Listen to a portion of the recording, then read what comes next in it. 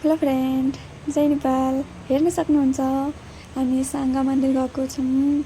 अनि सुरुमा त म रिल्सहरू राख्छु होइन, किनकि अब कति मान्छेलाई थाहा हुँदैन के कसो छ कहाँ छ भनेर, त्यही भएर म देखाउन चाहन्छु। अनि त्यहाँ साङ्गा मन्दिरमा जादु पनि भइरहेको थियो। यो अङ्कल चाहिँ जादु देखाउँदै हुनुहुन्थ्यो। अनि सानो क्लिप चाहिँ लिएको छु, त्यही भएर हजुरहरूलाई देखाउनको लागि हेर्न सक्नुहुन्छ। एउटा परेवालाई तीनटामा उ गर्नुभयो कि, त्यही भएर इन्ट्रेस्टिङ लाग्यो, त्यही भएर म हजुरहरूलाई पनि देखाउन चाहेँ। हेर्न सक्नुहुन्छ। अनि साङ्गा मन्दिरको चाहिँ पुरै भिडियोहरू यसो सानो क्लिपमा लिएर म देखाउन चाहेँ हजुरहरूलाई। हेर्न सक्नुहुन्छ कति मान्छे आएको हुन्छ कि, कति मान्छे। अनि फ्री टिकट पनि लाग्दैन यसमा। आफै घुम्यो फिर्यो, खायो पियो टन्नै। त्यहाँ क्याफेहरू होटलहरू पनि छ, गएर खान पनि सक्नुहुन्छ। अनि त्यहाँ एउटा मिठो झरना पनि छ पानीको। सबैजना त्यहाँ गएर फोटोहरू खिचाउँदै हुनुहुन्थ्यो। अनि म चाहिँ यसो भिडियो गरेँ, अलि क्लिप चाहिँ लिएको। म धेरै त भिडियो बनाउन सकिनँ, बसहरूको भिडियो बनाउन सकिनँ, किनकि बसमा म चढ्दाखेरि एकदमै गाह्रो हुन्छ मलाई। त्यही भएर भिडियो कि मोबाइलै चलाउन मन लाग्दैन। त्यही भएर म चाहिँ मन्दिर पुगेपछि मन्दिरको मात्रै भिडियोहरू लिएँ। अनि के अरे जाने बेलामा मात्रै भिडियो लिएको, आउने बेलामा त भिडियो लिन पाएन, किनकि बसबाट ओर्लिँदाखेरि मलाई एकदमै गाह्रो भएको थियो।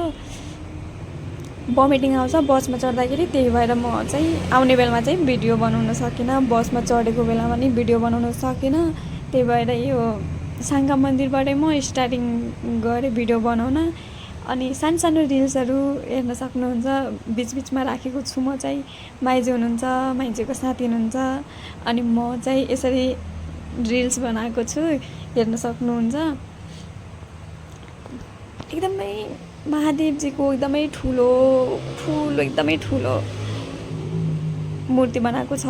अनि त्यही हेर्नलाई एकदमै तौरबाट साङ्गा चाहिँ पुगेको छु। भक्तपुरमा छ साङ्गा चाहिँ। तौरबाट त जानलाई गाह्रै पर्यो, टाइम पनि लाग्यो, 2 घन्टा जति लाग्यो होला, 2-2.5 घन्टा जति लाग्यो। तर यो झुलुङ्गे पुलमा पनि आएर कस्तो रमाइलो भयो। हामी घर फर्किने बेलामा पानी चाहिँ परेको थियो। अनि माइजूको भिडियो हेर्न सक्नुहुन्छ, कस्तो हिँडेर आउनु भएको थियो, डराउनु भएको थियो। मलाई त त्यस्तो डरै लाग्दैन गाइस, हेर्न सक्नुहुन्छ। किनकि म त्यस्तो खासै डराउँदिनँ यस्तो झुलुङ्गे पुलसुलहरूमा। अनि हेर्न सक्नुहुन्छ कति माथि छ। अनि पुरै तल गएको भिडियो हामी चाहिँ देखाउँछौँ। अहिले चाहिँ म घर फर्किने बेलाको चाहिँ भिडियो हो, जाने बेलामा म चाहिँ भिडियो बनाउन सकिनँ। हजुरलाई त भनिसक्यो अगाडिको भिडियोमै भनिसक्यो। त्यही भएर जय नेपाल, नेपालको झन्डा पनि रहेछ, एकदमै खुसी लाग्यो। नेपालको झन्डाहरू छ। अनि साङ्गा चाहिँ गएर त्यहाँ अलिकति हिँडेर जानुपर्छ, त्यहाँ बस चाहिँ उभिराख्नु भएको छ। हामी यहाँबाट गएर पहाडहरूको सिन पनि कस्तो राम्रो राम्रो आएको छ। एकदमै मलाई चाहिँ एकदमै राम्रो लाग्यो घुम्नलाई। यसो रमाइलो पनि गरेँ अलिअलि।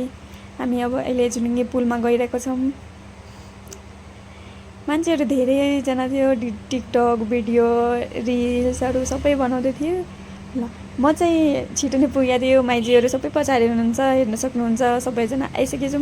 माइजू नन्द चाहिँ पछाडि हुनुहुन्छ, उनीहरू पनि आइसक्नुभयो। उनीहरू आइसकेपछि म नि यता के खाऊँ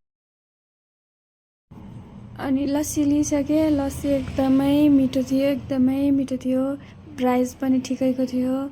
अनि हेर्न सक्नुहुन्छ झुलुङ्गे पुल कति लामो छ। अनि हामी मन्दिरबाट फर्केर मुनितिर आइसकेको छौँ। अनि बस कुदिराख्नु भएको छ, हामी गएर बसमा चढ्ने हो जाने हो। अनि मेरो देवरलाई हेर्न सक्नुहुन्छ कति इन्जोय गरिराख्नु भएको छ। अनि म यसो सानो भिडियोहरू गर्दै अनि घर फर्किँदै गइरहेको छौँ। अनि माइजू, मामा, अनि साथी, बुढो सबैजना हुनुहुन्छ, नन्द पनि हुनुहुन्छ। अनि हेर्न सक्नुहुन्छ मुनि आइसकेँ। अनि मुनिबाट हेर्न सक्नुहुन्छ झुलुङ्गे पुल कति लामो रहेछ।